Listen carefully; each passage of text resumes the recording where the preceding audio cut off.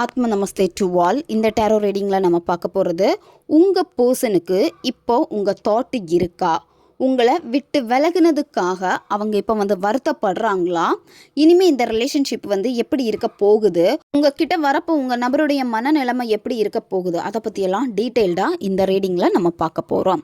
இந்த card energy கூட connect ஆகிறதுக்காக வீடியோவை 5 பேருக்கு ஷேர் பண்ணிவிட்டு உங்கள் நபரை நினச்சிக்கிட்டு கமெண்டில் 555ன்னு டைப் பண்ணுங்கள். இந்த கார்டு எனர்ஜி கூட கனெக்ட் ஆயிருவீங்க. நம்ம சேனலுக்கு நீங்கள் இதான் ஃபர்ஸ்ட் டைம் வரீங்கன்னா மறக்காமல் சப்ஸ்கிரைப் பண்ணிக்கோங்க. பக்கத்தில் இருக்கக்கூடிய பெல் பட்டனையும் கிளிக் பண்ணிக்கோங்க. அப்போ தான் நான் போடக்கூடிய வீடியோஸ் எல்லாமே உடனுக்குடன் உங்களுக்கு நோட்டிஃபிகேஷனில் வந்துக்கிட்டே இருக்கும்.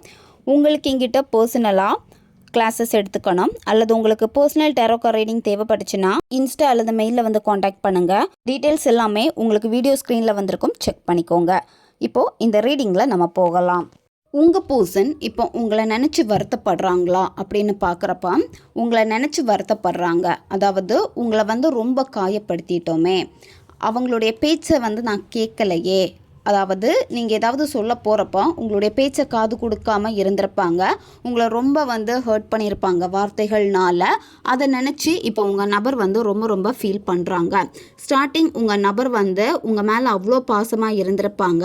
இப்போ உங்கள் மேலே எந்த விதமான இரக்க குணமுமே காமிக்காத மாதிரி இருந்திருப்பாங்க. இப்போ என்ன நினைக்கிறாங்க அப்படின்னா, உங்களுடைய இரக்க குணத்தை பார்த்து அவங்க ரொம்ப கவலைப்படுறாங்க. இனிமே நம்ம சண்டை போடக்கூடாது அப்படின்னு உங்கள் நபர் நினைக்கிறாங்க. சண்டை போடாதனால தான் கொஞ்சம் அமைதியாக உங்கள் நபர் இப்போ இருக்கிறாங்க. இப்போ நீங்களுமே எப்படி இருக்கீங்கன்னா, அவங்க கிட்ட சண்டை போடுறதோ இல்லை கேட்குறதோ இது எல்லாத்தையுமே மேக்ஸிமம் நீங்கள் ஸ்டாப் பண்ணியிருப்பீங்க. ஏன்னா நீங்கள் ரொம்ப தளர்ந்து போயிட்டீங்க.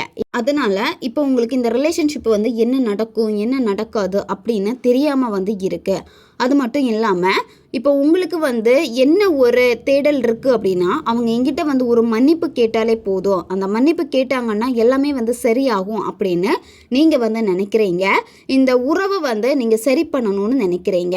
இப்போ இந்த உறவை சரி பண்ணணும்னு நினைக்கிறப்போ இப்போ நீங்கள் அவங்க மன்னிப்பு கேட்கணும்னு நினைக்கிறீங்கல்ல, அதே மாதிரி நீங்கள் அவங்களையும் மன்னிச்சிருங்க. உங்கள் நபரையும் மன்னிக்கிறப்ப தான் உங்களுடைய மன காயங்கள் எல்லாமே குணமாகும். உங்களுடைய ரிலேஷன்ஷிப்பை திரும்ப குணப்படுத்தி எடுக்கணும் அப்படின்னா நீங்கள் முதல்ல அவங்கள மன்னிச்சிருங்க. உங்கள் நபரை பார்க்கக்கூடிய கண்ணோட்டங்களை எல்லாத்தையுமே நீங்கள் மாற்றிக்கோங்க. இப்போ நீங்கள் பேச முயற்சிக்கிறப்போ சில சண்டைகள் திரும்ப திரும்ப வந்துக்கிட்டே இருக்கு.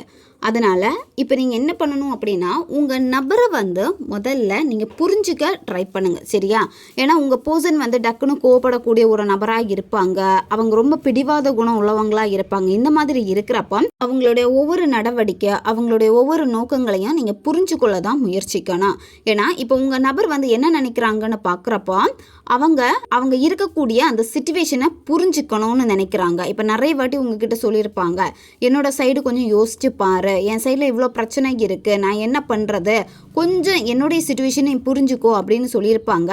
ஏன்னா இப்போவும் இந்த காலில் என்ன சொல்ல வராங்கன்னு பார்க்குறப்போ நீங்கள் உங்கள் நபர் இப்போ இருக்கக்கூடிய சிச்சுவேஷனில் பார்த்து நீங்கள் புரிஞ்சுக்கணும். ஏன்னா இப்போ நீங்கள் அந்த இடத்துல இருக்கிறப்ப உங்கள் நபருடைய இடத்துல நீங்கள் இருக்கிறப்ப நீங்கள் என்ன பண்ணுவீங்க, அதே மாதிரி தான் உங்கள் நபர் அதுதான் விரும்புகிறாங்க. இப்போ என்னோட சிச்சுவேஷனை புரிஞ்சுக்கணும் அப்படின்னா இதே மாதிரி சிச்சுவேஷன் உனக்கு நீயும் எப்படி பிஹேவ் பண்ணுவ, அதனால் புரிஞ்சுக்கோ அப்படின்னு தான் உங்கள் நபர் உங்ககிட்ட சொல்ல நினைக்கிறது. உங்கள் நபருக்கு இப்போ உங்கள் மேலே கோபம் கிடையாது, வெறுப்பு கிடையாது, இது எதுவுமே கிடையாது, சரியா? இப்போ உங்கள் நபர் என்ன நினைக்கிறாங்க அப்படின்னா, எல்லாமே சரியாகணும், சமாதானமாக போகணும் அப்படின்னு தான் உங்கள் நபர் நினைக்கிறாங்க. உங்கள் பர்சனே உங்ககிட்ட மன்னிப்பும் கேட்பாங்க, சரியா? ஏன்னா நிறைய விஷயங்கள் புரிஞ்சுக்கிட்டாங்க. அது மட்டும் இல்லாமல் உங்கள் நபரே சில விஷயங்கள் என் மேலே தப்பு இருக்குது அப்படின்னு சொல்லிட்டு அதை ஒப்புக்கொள்ளுவாங்க. ஒப்புக்கொண்டு உங்ககிட்ட மன்னிப்பு கேட்பாங்க. நீங்கள் யாருக்காக வெயிட் பண்ணிட்டு இருக்கீங்களோ உங்கள் பர்சன் ரொம்ப சீக்கிரமாகவே உங்ககிட்ட வர போகிறாங்க. இப்போ நீங்கள் அவசரப்படக்கூடாது, நீங்கள் ரொம்ப அமைதியாக இருக்கணும். ஏன்னா நீங்கள் இப்போ ரொம்ப ஹீல் ஆக வேண்டியது ரொம்ப முக்கியம். உங்களுக்கு உங்கள் ரிலேஷன்ஷிப்பில் ஒரு உதவி வேணும் அப்படின்னா உங்களுக்கு ஏஞ்சல் உதவி பண்ண ரெடியாக இருக்காங்க. இப்போ இருக்கக்கூடிய இந்த சிச்சுவேஷனில் இருந்து நீங்கள் முதல்ல ஹீல் ஆகணும், சரியா? அது மட்டும் இல்லாமல் நீங்கள் பார்க்கக்கூடிய கண்ணோட்டத்தை முதல்ல நீங்கள் மாற்றிக்கோங்க. ஃபஸ்ட்டு சொன்ன மாதிரி அவங்க சைடில் வந்து என்ன பாயிண்ட் இருக்கோ உங்கள் பர்சனுடைய பாயிண்ட்டை வந்து நீங்கள் புரிஞ்சுக்கோங்க. நீங்கள் புரிஞ்சுக்கிட்டீங்க அப்படின்னா ஆட்டோமேட்டிக்காக நீங்கள் வந்து ஹீல் ஆகிடுவீங்க. ஹீல் ஆகுறப்ப உங்கள் ரிலேஷன்ஷிப்புக்கு தேவையான ஹெல்ப் வந்து உங்களுக்கு கிடைக்கும். இப்போ நீங்கள் ஒரு விஷயத்துக்காக ரொம்ப ஆசைப்பட்டுக்கிட்டே இருக்கீங்க. உங்களுக்குன்னு ஒரு லட்சியம் இப்போ வந்து இருக்குது, சரியா? அது ரிலேஷன்ஷிப்பாக இருக்கட்டும் இல்லை என்ன வேணாலும் இருக்கட்டும், நீங்கள் எதை நினச்சிக்கிட்டு இருக்கீங்களோ அந்த விஷயம் ரொம்ப ரொம்ப சீக்கிரமாகவே உங்ககிட்ட வரப்போகுது, சரியா? நீங்கள் விரும்பின அந்த ஒரு விஷயம் வந்து உங்களுக்கு நடக்கும். நிச்சயமாக வந்து நல்ல பலன் வந்து உங்களுக்கு அதில் வந்து இருக்குது. நல்ல ஒரு நேரம் வரும், சரியா? அப்போ அந்த நல்ல ஒரு நேரம் வரப்போ வந்து நீங்கள் பொறுமையாக இருக்கணும், நம்பிக்கையோடு இருக்கணும், எல்லாத்தையுமே வந்து நேர்மறையாக நீங்கள் நினைக்கணும், சரியா? இதில் எதிர்மறையாக நீங்கள் சிந்திக்கவே கூடாது. பொறுமையோட நம்பிக்கையோடு இருந்தீங்க அப்படின்னா அந்த நல்ல நேரம் ஸ்டார்ட் ஆகுறப்போ ஆட்டோமேட்டிக்காக உங்கள் நபர் உங்ககிட்ட வந்துருவாங்க, சரியா? எப்போவுமே உங்கள் பர்சனை நினைக்கிறப்ப வந்து பாசிட்டிவாக நினச்சிக்கோங்க. கமெண்டில் டைப் பண்ணுங்க, எனக்கான நல்ல நேரம் ஆரம்பித்து விட்டது. இப்போ நடக்கக்கூடிய சிச்சுவேஷன் என்னவா இருந்தாலும் சரி, பயத்தை கொடுக்குறதா இருந்தாலும் சரி, அந்த பயத்திலிருந்து முதல்ல நீங்கள் வெளியே வரணும். எப்போ நீங்கள் பயத்திலிருந்து வெளியே வரீங்களோ உங்களுடைய செயல்முறையை நீங்கள் நம்ப ஆரம்பிச்சிருவீங்க. இப்போ நீங்கள் என்ன பண்ணுறீங்க அப்படின்னா, இப்போவே நடக்கணும், எனக்கு அவங்க இப்போவே பேசணும், இப்போவே எனக்கு ஒரு முடிவு தெரிஞ்சாகணும் அப்படின்னு சொல்லிட்டு ரொம்ப கட்டாயப்படுத்துகிற மாதிரி வந்து இங்கே காலில் வந்து தெரியுது. கட்டாயப்படுத்துறீங்க அப்படின்னா அதை முதல்ல வந்து ஸ்டாப் பண்ணிடுங்க, சரியா? ஏன்னா ஏஞ்சல் வந்து தெளிவாக சொல்கிறாங்க, முடிவுகளை வந்து நீங்கள் கட்டாயப்படுத்தவே கூடாது. நீங்கள் முடிவுகளை கட்டாயப்படுத்தினீங்க அப்படின்னா எல்லாமே எதிர்மறையாக தான் செயல்படும். அப்போ அதுக்கான பொறுமை இருந்துச்சு அப்படின்னா அதுக்கான நேரம் வந்து உங்களுக்கு வந்து சரியாக அமையும். இப்போ நீங்கள் என்ன பிரார்த்தனை வச்சுருந்தாலும் சரி, இல்லை ஏதாவது ஒரு மேனிஃபெஸ்டேஷன் பண்ணியிருந்தாலுமே சரி, அது உங்களுக்கு ரிசல்ட்டை கொடுத்துக்கிட்டே தான் இருக்குது. ஆனால் இப்போ உங்கள் கண்ணுக்கு அது தெரியலை, ஆனால் பிரபஞ்சம் அந்த செயலில் வந்து இறங்கி உங்களுக்காக வேலை செஞ்சுக்கிட்டே தான் இருக்காங்க. அதனால் உங்களுடைய செயல்முறைகளை வந்து நம்புங்க. நீங்கள் செய்யக்கூடிய மேனிஃபெஸ்டேஷனை வந்து நீங்கள் நம்புங்க. கமெண்டில் டைப் பண்ணுங்க, என் பயத்தை விடுவித்து எப்போதும் நேர்மறையாக சிந்திப்பேன். நீங்கள் உங்கள் பர்சனை நினச்சி ஒரு குறிக்கோள் வச்சுருக்கீங்கல்ல, நிச்சயமாக உங்களுடைய விருப்பம் வந்து பலன் அளிக்க போகுது, சரியா? இப்போ உங்கள் நபர் வந்து உங்ககிட்ட வர்றதுக்கு ஏன் தாமதமாகுது அப்படின்னு நம்ம இங்கே பார்க்குறப்போ உங்களுக்கு தேவையில்லாத ஒரு சந்தேகம் வந்து இருக்குது, தேவையில்லாத பயம் வந்து இருக்குது. இந்த செயல்முறைகள்னால தான் நீங்கள் நினைக்கக்கூடிய விஷயம் வந்து தாமதமாகிக்கிட்டே இருக்கு. அதனால் இந்த ஏஞ்சல் என்ன சொல்கிறாங்க அப்படின்னு பார்க்குறப்போ நீங்கள் வந்து சந்தேகம் வேண்டாம், பயப்படாதீங்க, நம்பிக்கை மட்டும் எப்போவுமே நீங்கள் ஊக்குவிச்சுட்டே இருங்க. உங்களுக்கு தேவை நம்பிக்கை மட்டும்தான், பயம் வேண்டாம், எதுவுமே வேண்டாம். அப்போது பயம் இல்லை, சந்தேகம் இல்லை, உங்களை பர்சனை பற்றின எந்த விதமான நெகட்டிவ் எண்ணங்களும் இல்லாத பட்சத்தில் வந்து விரைவாக நடக்கும், இல்லைன்னா தாமதமாகிக்கிட்டே தான் இருக்கும். அதனால் நீங்கள் எந்த கட்டுப்பாடும் இந்த ரிலேஷன்ஷிப்புக்கு போட வேண்டாம். நீங்கள் செய்ய வேண்டியது என்ன அப்படின்னா பிரபஞ்சத்துக்கிட்ட சரணடைஞ்சாலே போதும். உங்களுக்கு நல்ல ஒரு செய்தி வந்து வரப்போகுது, சரியா? ஏஞ்சல் வந்து இன்னும் ஒரு வாரத்தில் உங்களுக்கான ஒரு சந்தோஷமான செய்தியை வந்து உங்ககிட்ட கொண்டு வந்து ஒப்படைச்சிருவாங்க. இந்த வீடியோ எப்போ உங்கள் கண்ணில் படுதோ நீங்கள் பார்க்கக்கூடிய அந்த நாளில் இருந்து 1 வீக், சரியா? ஏன்னா நல்ல ஒரு செய்தி வந்து வரப்போகுது. கமெண்டில் டைப் பண்ணுங்க, தேவதையிடமிருந்து வரக்கூடிய நல்ல செய்திக்காக நான் காத்திருக்கிறேன். ரொம்ப நாளாகவே சரியான தூக்கம் இல்லாமல் வந்து உங்களுக்கு இருந்திருக்கும், மன அமைதி இல்லாமல் வந்து இருந்திருக்கும், ரொம்ப அழுத்தமாகவே இருந்துக்கிட்டே இருந்திருப்பீங்க. அது எல்லாமே மாறி இனிமே உங்களுக்குள்ளாடியே ஒரு உள் அமைதியை வந்து நீங்கள் உணர போகிறீங்க. உங்கள் ரிலேஷன்ஷிப்பில் இருந்த அந்த கெட்ட நேரங்கள் எல்லாமே வந்து முடிவடைஞ்சாச்சு, சரியா?